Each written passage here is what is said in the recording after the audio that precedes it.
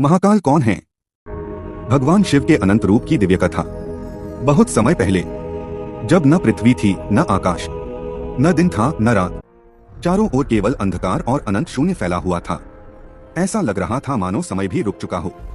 लेकिन उस अनंत शून्य में एक शक्ति विद्यमान थी, एक ऐसी दिव्य शक्ति जो स्वयं समय से भी परे थी। वही शक्ति थी महाकाल। महाकाल अर्थात काल के भी काल, जिनका न कोई आरंभ है न अंत, जो सृष्टि बनने से पहले भी थे और प्रलय के बाद भी रहेंगे।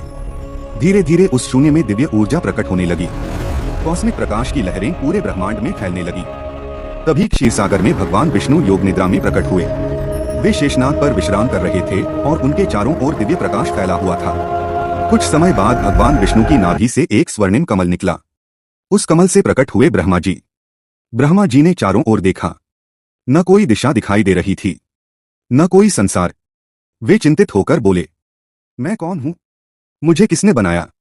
तभी अचानक पूरे ब्रह्मांड में एक दिव्य ध्वनि गूंज उठी, ओम। उस ध्वनि से पूरा शून्य कांप उठा। चारों ओर दिव्य ऊर्जा फैल गई और तभी ब्रह्मांड के बीचों बीच एक अनंत अग्नि स्तंभ प्रकट हुआ। वह अग्नि इतनी विशाल थी कि उसका न आदि दिखाई दे रहा था न अंत। ब्रह्मा जी उसके ऊपरी छोर को खोजने निकल पड़े। भगवान विष्णु उसके नीचे के अंत को खोजने चले गए। हजारों वर्षों तक खोजने के बाद भी दोनों को उसका अंत नहीं मिला। तभी उस अनंत अग्नि स्तंभ से प्रकट हुए भगवान महाकाल। उनकी जटाओं से मां गंगा बह रही थी। माथे पर अर्धचंद्र चमक रहा था। तीसरा नेत्र सूर्य की अग्नि की तरह प्रज्वलित था। गले में विशाल सर्प लिपटे थे और शरीर पर भस्म विराजमान थी। उनके प्रकट होते ही पूरा ब्रह्मांड हर हर महादेव की ध्वनि से गूंज उठा। देवता उनके चरणों में झुक गए। तब देवताओं ने पूछा, प्रभु, संसार में सबसे शक्तिशाली क्या है?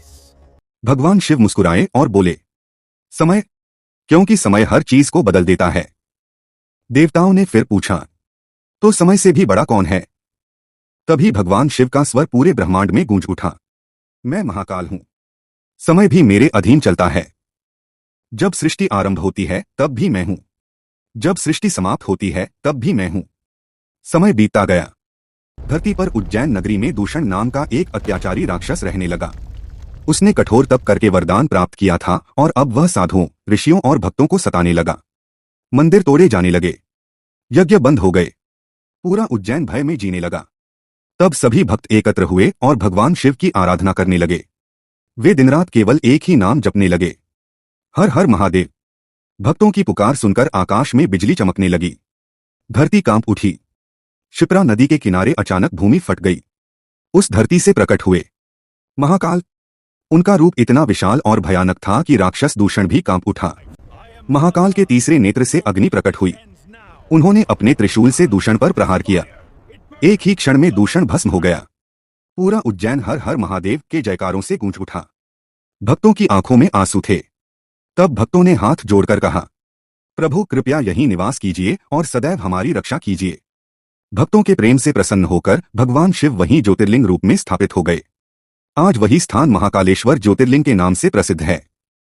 कहा जाता है कि जो सच्चे मन से महाकाल का स्मरण करता है, उसके जीवन से भय समाप्त होने लगता है। क्योंकि महाकाल केवल विनाश के देव नहीं हैं, वे समय, सत्य और मुक्ति के स्वामी हैं। और तभी से पूरे संसार में एक ही ध्वनि गूंजती है, हर हर महादेव।